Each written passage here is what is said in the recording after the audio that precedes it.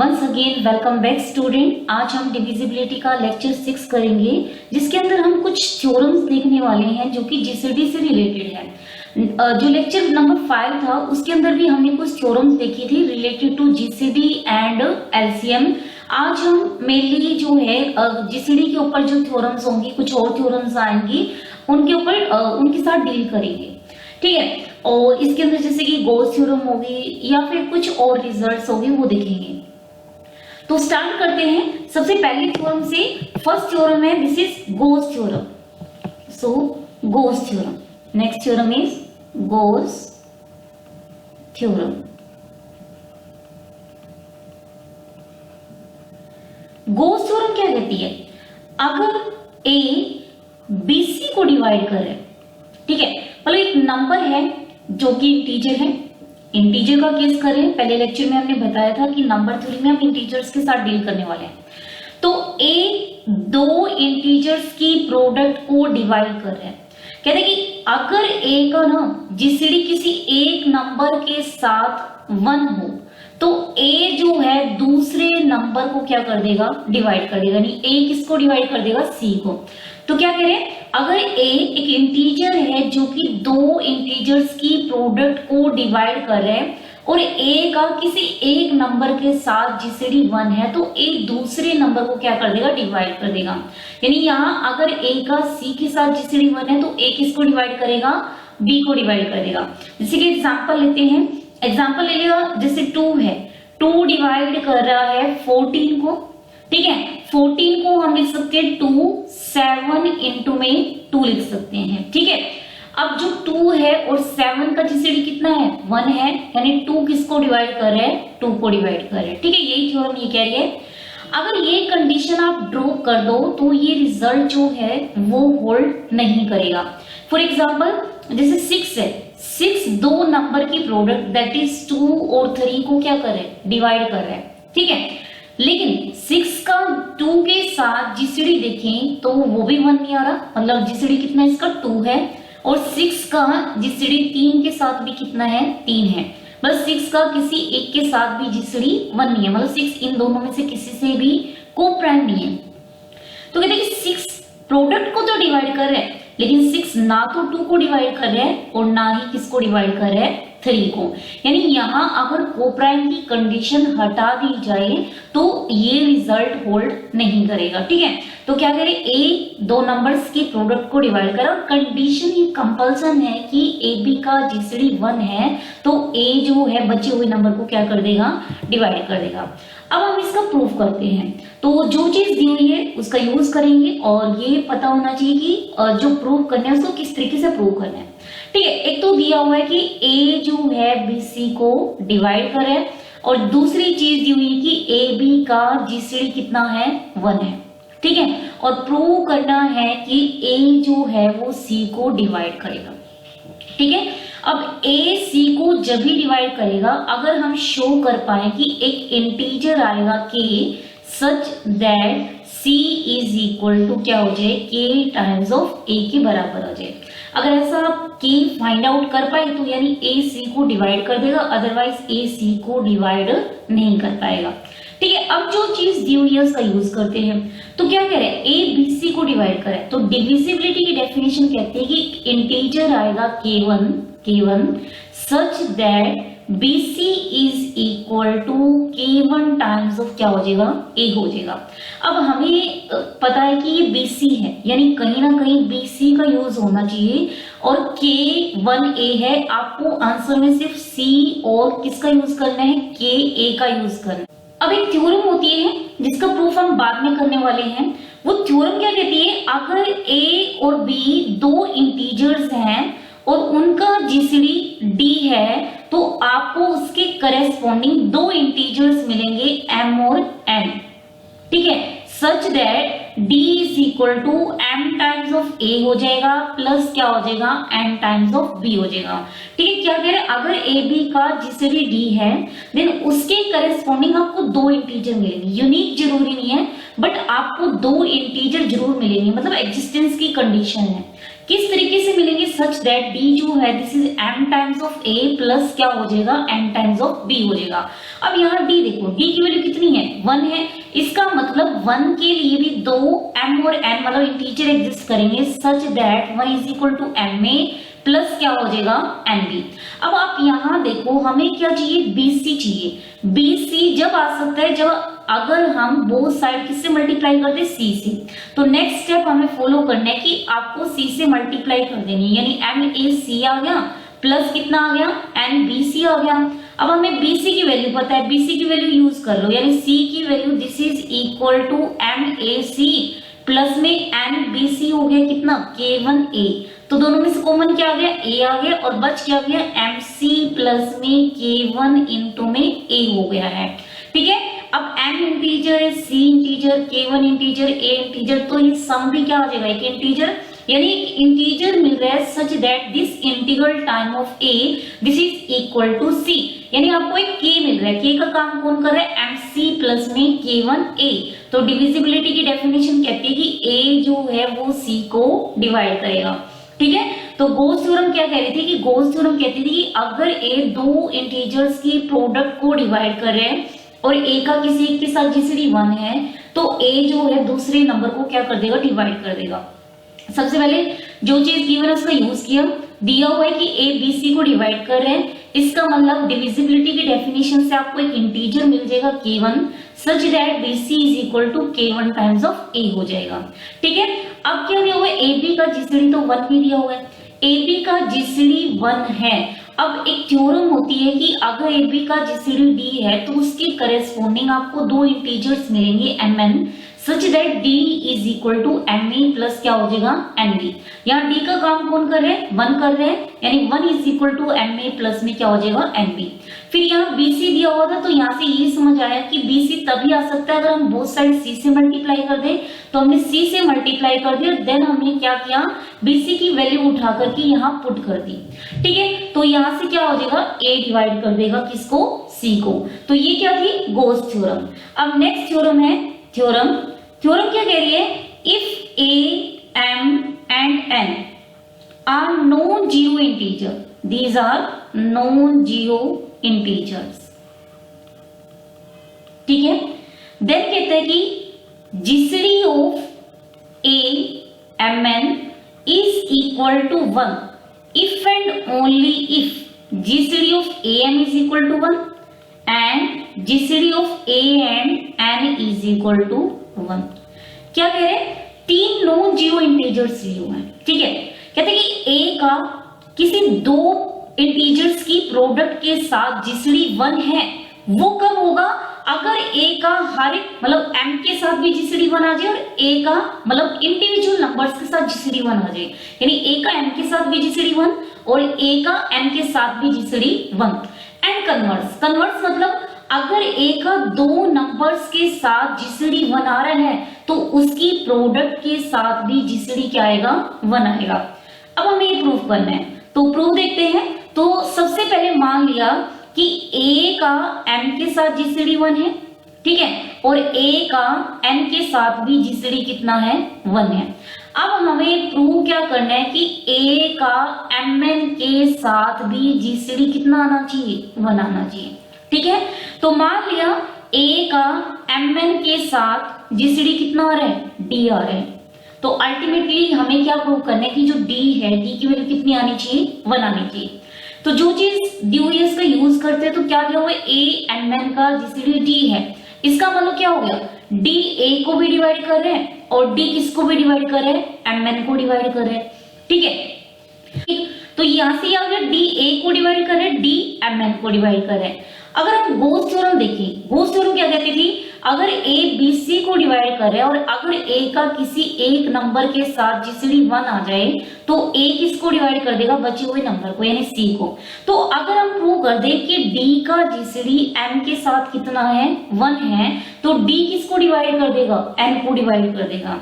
ठीक है, तो d n को डिवाइड कर देगा, तो ठीक है, तो d किसको डिवाइड कर देगा n को डिवाइड कर देगा, तो d a को भी कर देगा और उस केस में d n को भी कर देगा तो डी जो है इनके जीसीडी को भी डिवाइड कर देगा, ए और एन को भी। तो ए एन का जीसीडी कितना है, 1 है इस केस में, यानी डी 1 को डिवाइड करेगा।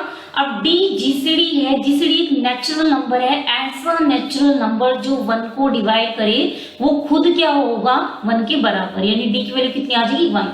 ठीक है, तो थ्योरम का प्रूफ करने के लिए हमें स्टेप दिख रहे हैं। यहां से ये चीज आ गई कि डी ए को डिवाइड कर रहे हैं, डी इनकी प्रोडक्ट को भी क्या कर रहे हैं, डिवाइड कर रहे हैं। अगर हम ये प्रूव कर दे, या तो डी का जीसीडी एन के साथ 1 प्रूव कर दो, या डी का जीसीडी एन के साथ प्रूव कर दो, किसी एक के साथ प्रूव कर दो। अगर आप एन के साथ जीसीडी 1 प्रूव कर रहे हो तो गॉस थ्योरम से डी जो है एन को डिवाइड कर देगा। डी ए को भी डिवाइड कर रहे हैं, डी एन को भी डिवाइड कर रहे हैं, तो डी इनके जीसीडी को भी क्या करेगा, डिवाइड करेगा। तो यानी डी किसको डिवाइड कर देगा, 1 को, क्योंकि ए एन का जीसीडी हम मान के चले हुए कितना है, 1 है। और ऐसा नेचुरल नंबर जो 1 को डिवाइड कर दे वो खुद क्या होना चाहिए, 1 होना चाहिए, यानी डी की वैल्यू 1 आ जाएगी। और हमें प्रूव क्या करना था कि डी की वैल्यू 1 आनी चाहिए। तो अब हम काम करते हैं इस पर, या तो डी का जीसीडी एन के साथ 1 प्रूव करो, या फिर डी का जीसीडी एन के साथ 1 प्रूव करो। ठीक है, अब देखो ए और एन का जीसीडी जो है वो कितना है, 1 है। ठीक है, अब और डी जो है वो डिवाइड कर रहे हैं किसको, ए को। पिछले लेक्चर में हमने थ्योरम की थी कि अगर ए बी का जीसीडी 1 है और कोई अनदर इंटीजर है जो ए को डिवाइड कर रहे हैं, तो सी का दूसरे नंबर के साथ जीसीडी कितना हो जाएगा, 1 हो जाएगा। ठीक है, हमने ये थ्योरम की थी पिछले लेक्चर में कि अगर ए बी का जीसीडी 1 है, सी कोई अनदर इंटीजर है जो ए को डिवाइड कर रहा है, तो सी का बी के साथ जीसीडी कितना आ जाएगा, 1 आ जाएगा। अब आप ये यूज करो, ए और एम का जीसीडी 1 है, ठीक है, और डी डिवाइड कर रहा है ए को, यानी इस थ्योरम के अंदर बी का काम जो है एम कर रहा है, और जो सी है सी का काम कौन कर रहा है, डी कर रहा है। ठीक है, तो ए एम का जीसीडी 1 है, डी ए को डिवाइड कर रहा है, तो पिछली थ्योरम क्या कहती है कि डी का जो एम के साथ आप जीसीडी निकालोगे कितना आएगा, 1 आ जाएगा। ठीक है, तो डीएम का जीसीडी 1 आ गया। डीएम का जीसीडी 1 आते ही अब जो डी है एमएन को डिवाइड कर रहा था और प्रोडक्ट को डिवाइड कर दे और किसी एक के साथ जीसीडी 1 हो तो डी जो है दूसरे नंबर को क्या कर देगा, डिवाइड कर देगा। कौन सी थ्योरम से, गॉस थ्योरम से। ठीक है, गॉस थ्योरम से। अब जो डी है एन को भी डिवाइड कर रहे हैं, डी ए को भी डिवाइड कर रहे हैं, यानी डी जो है ए और एन के जीसीडी को भी क्या करेगा, डिवाइड करेगा। इसका मतलब डी किसको डिवाइड कर देगा, 1 को डिवाइड कर देगा। इसका मतलब डी की वैल्यू कितनी होगी, 1। और डी किसका जीसीडी था, ए और एम एन का। तो ये हमें प्रूव करना था। ठीक है, अब इसका कन्वर्ट्स करते हैं। कन्वर्ट्स के लिए आप क्या मानोगे कि ए का प्रोडक्ट के साथ जीसीडी 1 आ रहा है और आपको प्रूव करना है कि ए का इंडिविजुअल नंबर्स के साथ भी जीसीडी कितना आना चाहिए, 1 आना चाहिए। ठीक है, आपको ये प्रूव करना है। तो आप कन्वर्ट्स कैसे करोगे, जो चीज प्रूव करनी है पहले उसे मान लो ए और एम का जीसीडी कितना है, D1 है। ठीक है, और ए और एन का जीसीडी हमने कितना मान लिया, D2 है। अब हमें क्या प्रूव करना है कि D1 की वैल्यू भी 1 होनी चाहिए और D2 की वैल्यू भी कितनी होनी चाहिए, 1 होनी चाहिए। ठीक है, अब D1 जीसीडी है किसका, ए और एम का। तो जीसीडी की डेफिनेशन यूज करते हैं कि D1 जो है ए को भी डिवाइड करेगा और जो D1 है वो एम को भी डिवाइड करेगा। अगेन D2 भी तो जीसीडी है किसका, ए और एन का, यानी D2 ए को भी डिवाइड करेगा और D2 किसको डिवाइड कर देगा, एन को भी डिवाइड कर देगा। ठीक है, अब यहां से देखो D1 ए को डिवाइड कर रहे हैं तो D1 M को भी डिवाइड करे, तो क्या D1 MN को डिवाइड करेगा, क्योंकि D1 अगर एक नंबर को डिवाइड करता है तो उसके इंटीग्रल मल्टीपल को भी क्या करेगा, डिवाइड करेगा। तो D1 M को डिवाइड करे, इसका मतलब D1 MN को डिवाइड करे। ठीक है, अब D2 A को डिवाइड करे, D2 N को डिवाइड करे, तो D2 किसको डिवाइड कर देगा, MN को डिवाइड कर देगा। सेम इंटीग्रल मल्टीपल हो गया। ठीक है, अब यहां से देखो D1 जो है वो A को भी डिवाइड कर रहे हैं, MN को भी डिवाइड कर रहे हैं, इसका मतलब इनके जीसीडी को भी क्या करेगा, डिवाइड करेगा। लेकिन इसका जीसीडी कितना है, 1 है, यानी D1 किसको डिवाइड करेगा, 1 को। 1 को डिवाइड करने वाला नेचुरल नंबर कौन सा हो सकता है, 1, यानी D1 की वैल्यू कितनी आ गई, 1। यही प्रूव करना था। ठीक है, अब यहां से D2 A को भी डिवाइड कर रहा है, Mn को भी डिवाइड कर रहा है। इसका मतलब D2 जो है A और Mn के GCD को भी करेगा, जो कि 1 है। इसका मतलब क्या आ गया, D2 1 आ गया। तो ये थी हमारी थ्योरम। तो थ्योरम में क्या कह रहा था कि अगर एक इंटीजर, मतलब 3 इंटीजर्स हैं जो कि नॉन जीरो हैं, और अगर एक ही जो जीसीडी है 2 इंटीजर्स की प्रोडक्ट के साथ 1 आ जाए, तो कहते हैं कि उस नंबर की जीसीडी इन इंडिविजुअल्स नंबर के साथ भी कितनी आएगी, 1 आएगी। ठीक है, पहला केस मान लिया कि a का m के साथ जीसीडी कितना है, 1 है, और a का n के साथ भी जीसीडी कितना है, 1 है। अब हमें प्रूव करना है कि a का प्रोडक्ट के साथ भी जीसीडी कितना आएगा, 1 आएगा। तो हमने मान लिया कि a का प्रोडक्ट के साथ जीसीडी d आ रहा है, तो अल्टीमेट हमें प्रूव करना है कि d की वैल्यू 1 आनी चाहिए। अब a और mn का जीसीडी d है, तो जीसीडी की डेफिनेशन कहते हैं कि d a को भी डिवाइड करेगी और d mn को भी डिवाइड करेगी। ठीक है, अगर हम गोस थ्योरम लगा पाए, अगर हम ये प्रूव कर दे कि d का जीसीडी m के साथ क्या हो जाए, 1 हो जाए, तो गोस थ्योरम से d किसको डिवाइड कर देगा, n को डिवाइड कर देगा। ठीक है, अब हमने पिछले लेक्चर में एक थ्योरम की थी कि अगर a जो है b के साथ जीसीडी 1 आ रहा है और c कोई अनदर नंबर है जो a को डिवाइड कर रहा है, तो c का b के साथ भी जीसीडी कितना आएगा, 1 आएगा। ठीक है, अब जो d है, d a और m का जीसीडी तो 1 है और d a को डिवाइड कर रहा है, तो उस थ्योरम से क्या हो जाएगा, d और m का जीसीडी 1 आ जाएगा। तो d प्रोडक्ट को डिवाइड कर रहा है, d का m के साथ जीसीडी 1 है, इसका मतलब d किसको डिवाइड कर देगा, n को डिवाइड कर देगा। d n को भी डिवाइड कर रहा है, a को भी डिवाइड कर रहा है, मतलब इनके जीसीडी को भी क्या करेगा, डिवाइड करेगा। यानी d 1 को डिवाइड करेगा, तो यानी d की वैल्यू कितनी आ जाएगी, 1। अब उल्टा क्या मान के चलोगे, मान लो a का प्रोडक्ट के साथ जीसीडी 1 आ रहा है। अब हमें प्रूव करना है कि a का m के साथ भी जीसीडी 1 आना चाहिए और a का n के साथ भी जीसीडी 1 आना चाहिए। ठीक है, अब मान लिया a और n का जीसीडी तो है d1, a और n का जीसीडी मान लिया d2। तो जीसीडी कहते हैं कि d1 जो है a को भी डिवाइड करेगा, d1 जो है n को भी डिवाइड करेगा। सेम यहाँ d2 a को भी डिवाइड करेगा और d2 n को भी डिवाइड करेगा। अब d1 m को कर रहा है तो d1 mn को भी डिवाइड करेगा, तो d1 a को भी कर रहे हैं, mn को भी कर रहे हैं, मतलब इनके जीसीडी को डिवाइड करेगा और जीसीडी कितना हो गया, 1, यानी d1 कितना आ जाएगा, 1। और सिमिलरली d2 भी कितना आ जाएगा, 1। यही हमें प्रूव करना था। ठीक है, अब नेक्स्ट थ्योरम है,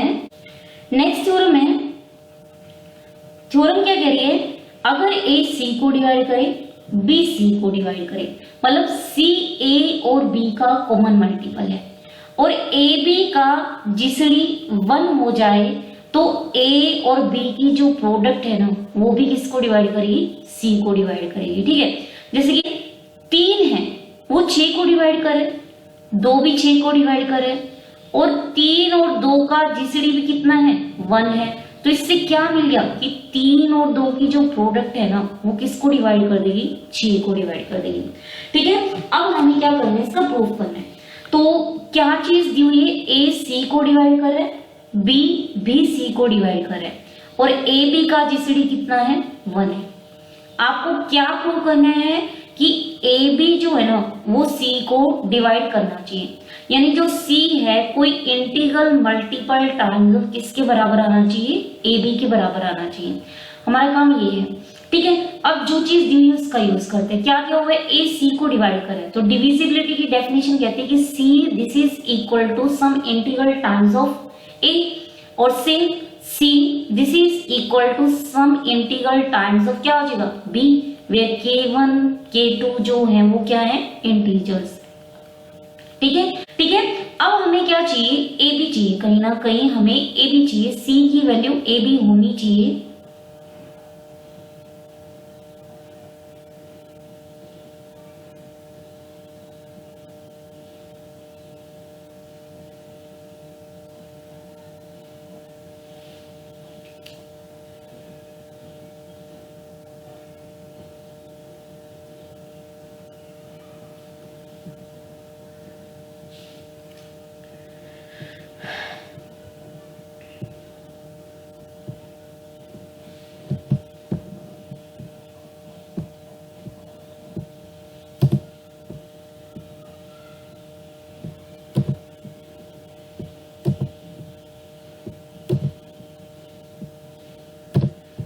ठीक है, अब हम यूज करेंगे किसका, ए बी का जीसीडी 1 है। ठीक है, अब हमें ये पता है कि अगर ए बी का जीसीडी डी होता है तो उसके करेस्पॉन्डिंग आपको दो इंटीजर्स मिलते हैं एम और n, such that d is equal to m a plus क्या हो जाता है एन बी। यहाँ d का काम कौन कर रहे हैं 1, यानी 1 this is equal to m a plus n b होगा फॉर सम इंटीजर m और n। सही है, अब जो c है this is equal to k1a आ गया और c की वैल्यू k2b भी आ रही है। ठीक है, आपको क्या प्रूव करना है, c is equal to k times of कोई ए बी के बराबर हो, कोई integral times of a b आना चाहिए, यानी एक तो c आना चाहिए और एक क्या आना चाहिए, ए बी आना चाहिए, दिया ही हुआ है। ठीक है, अगर हम c से मल्टीप्लाई करते हैं तो ये क्या बन जाएगा c, और ये कितना बन जाएगा एम ए सी, और ये क्या बन जाएगा एन बी सी। अब आपको देखो क्या चाहिए, ए बी चाहिए। अब c तो आ गया, यहाँ लेफ्ट हैंड साइड में c तो आ गया, अगर यहाँ राइट हैंड साइड में ए बी कॉमन आ जाए तो बात बन जाएगी। ए बी कब कॉमन आएगा, अगर c की वैल्यू a के करस्पॉन्डिंग c की वैल्यू अगर हम ये पुट कर दे तो यहाँ b आ जाएगा और बाहर a है तो a भी बन जाएगा, और यहाँ b है तो यानी आपको यहाँ जो c की वैल्यू ये वाली रखनी पड़ेगी ताकि क्या बन जाए a b बन जाए। ठीक है, तो c is equal to m a c, c मतलब k2b, N B C, c मतलब k1a, तो दोनों में से कॉमन क्या आ गया, a भी आ गया, बच क्या आ गया एम के टू प्लस में एन k1 आ गया, तो एक इंटीजर मिल गया such that integral times of a b is equal to c। तो डिविजिबिलिटी की डेफिनेशन से ए बी किसको डिवाइड कर देगा, c को। ठीक है, तो थ्योरम क्या कहती है, अगर a c को डिवाइड कर रहा है, b c को डिवाइड कर रहा है और a b का जीसीडी 1 है, तो जो ए बी की जो प्रोडक्ट होगी ना वो भी सी को डिवाइड करेगी। तो जो दिया हुआ इसका यूज करते हैं कि ए सी को डिवाइड कर रहा है, बी सी को डिवाइड कर रहा है, मतलब सी भी कोई integral multiple times of a आना चाहिए और सी जो है कोई integral multiple times of b भी आना चाहिए। ठीक है, अब ए बी का जीसीडी 1 है, जीसीडी के लिए हमें थ्योरम पता है कि दो इंटीजर्स मिलेंगे एम और n such that d is equal to m a plus n b होगा। अब यहाँ डी की वैल्यू 1 दी थी यानी 1 is equal to m a plus में एन बी हो गई। ठीक है, हमने बोथ साइड सी से मल्टीप्लाई कर दी और जहां ए था उसके अंदर सी की वो वैल्यूज रख दी जहां पर बी इंक्लूडेड है, और जहां यहाँ बी है उसमें सी की वो वैल्यू रख दी जिसके अंदर ए इंक्लूडेड है। ठीक है, और यहाँ से क्या आ जाएगा, ए बी कॉमन आ जाएगा, देन डिविजिबिलिटी की डेफिनेशन से थ्योरम क्या हो जाएगी, प्रूव हो जाएगी। ठीक है, अब नेक्स्ट रिजल्ट है, नेक्स्ट रिजल्ट क्या कहता है कि for any positive integer, for any positive integer n, यानी n एक नेचुरल नंबर है, n टाइम्स ऑफ a करो, n टाइम्स ऑफ b करो, इनका GCD this is nothing but n times of GCD of a और b आ जाएगा। ठीक है, क्या कह रहे हैं कि na और nb का GCD this is equal to n times of GCD of a and b, ये आपको प्रूफ करना है। तो मान लिया Na और Nb का जीसीडी तो आ रहा है D1, ठीक है, और AB का जीसीडी मान लिया कितना आ रहा है D2। तो हमें क्या प्रूव करना है, D1 is equal to n times of D2। सही है, अगर हम ये प्रूव कर पाए कि D1 जो है n D2 को डिवाइड कर रहा है और n D2 जो है D1 को डिवाइड कर रहा है, तो दोनों से क्या हो जाएगा, D1 is equal to n D2 आ जाएगा। सही है, अब Na और Nb का जीसीडी D1 है, तो जीसीडी की डेफिनेशन कहते हैं कि D1 जो है ना Na को भी डिवाइड करेगी और जो D1 है वो Nb को भी डिवाइड करेगा। ठीक है, अब यहां से देखो D2 जो है वो A को भी डिवाइड कर रहा है, D2 B को भी डिवाइड कर रहा है। सही है, अगर D2 A को डिवाइड कर रहा है तो D2 किसको डिवाइड करेगा, Na को भी डिवाइड करेगा। D2 B को डिवाइड कर रहा है तो D2 किसको डिवाइड कर देगा, Nb को भी डिवाइड करेगा। तो D2 Na को भी डिवाइड कर रहा है, Nb को भी डिवाइड कर रहा है, तो D2 इनके जीसीडी को भी क्या करेगा, डिवाइड करेगा, यानी D2 divide GCD of Na and Nb। तो D2 Na और Nb का जीसीडी को डिवाइड करे और Na और Nb का जो जीसीडी है वो कितना है, D1 है। इसका मतलब जो D2 है वो डिवाइड कर रहा है किसको, ठीक है, तो D2 तो डिवाइड कर रहा है D1 को।